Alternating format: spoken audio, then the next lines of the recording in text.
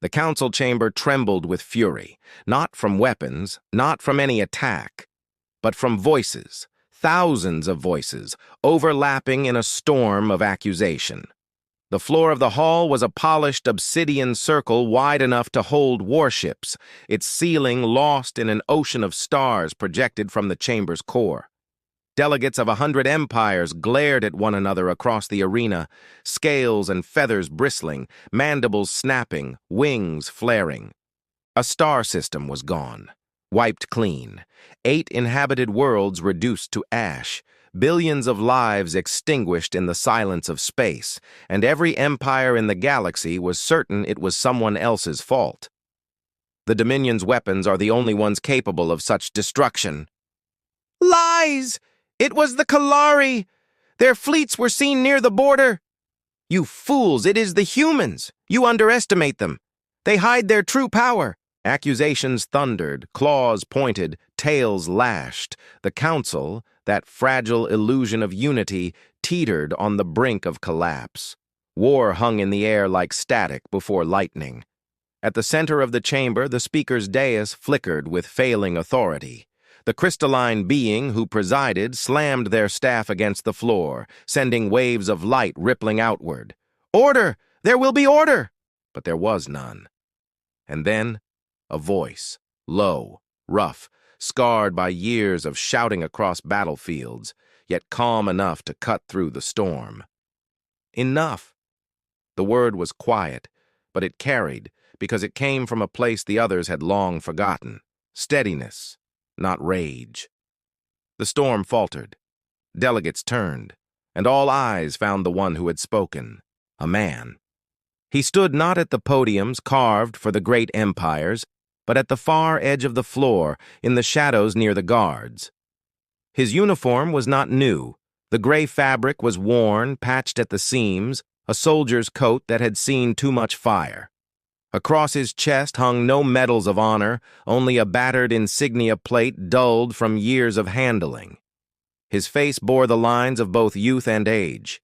Too young to be so old, too scarred to still stand upright. Marcus Hale, human envoy.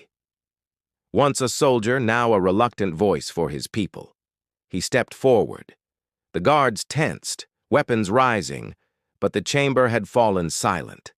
1,000 alien eyes tracked him as he walked to the center of the floor and stopped where the light of the starfield fell across his face. He did not bow. He did not defer. He simply looked at them all and began. "You want someone to blame," Marcus said, voice steady. "So do I. You want someone to carry the weight of this destruction. So do I. But what I hear in this chamber isn't justice. It's the sound of children pointing fingers in the dark while the fire still burns." A hiss rose from the delegates of the Saraxi clans. "How dare you, human! This is no place for—" Marcus's gaze snapped to them, and they fell silent. Not because he was powerful, but because he looked at them like a soldier looks at a commander who has failed. He turned slowly, addressing the entire chamber. "I was there at Adrast. I saw what war looks like when empires lose control. I've carried men through the rubble of cities destroyed not by precision, but by rage. I've watched children cry for mothers who never answered because the fire had already taken them." The words were not grand. They were not diplomatic. But they were real. And that made them heavier than any polished speech. He paused, letting the silence stretch, letting them see him, not as a polished envoy, but as a man who still smelled smoke when he closed his eyes. "You all want to know who destroyed the Vaylin system," he said. "You want a culprit so you can march your fleets and bathe the stars in blood again. So here it is." He drew a breath. Humanity did it. The chamber exploded. Shouts, screams. Entire delegations surged to their feet, voices rising in disbelief, in triumph, in fury. Some cried for immediate retaliation against Earth, others for proof, others simply roared because at last someone had given them a target.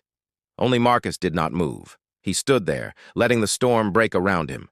And when the noise peaked, he raised his voice and shattered it. Yes, he said. Blame us. Blame humanity. Put the weight of this destruction on our shoulders, because if that's what it takes to stop you from tearing the galaxy apart, then we'll carry it. The chamber froze, because no one, no empire, no ruler, no diplomat, had ever said such a thing. You don't understand what you ask, hissed the speaker, their crystalline body refracting jagged light. Do you know what this means, human? To claim such a crime? Marcus's gaze was steel. I know exactly what it means. It means every weapon will be pointed at my people. It means every fleet will be ready to march on Earth. It means my children will grow up branded as monsters. But it also means this council doesn't burn itself alive in blind revenge. He turned, sweeping his eyes across the chamber. You all speak of justice, but you don't want justice. You want someone to hate. You want the illusion that killing one more enemy will bring back your dead. It won't. I've buried too many to believe that lie anymore. He let the silence sink in. When humanity first stepped into the stars, we were small, weak.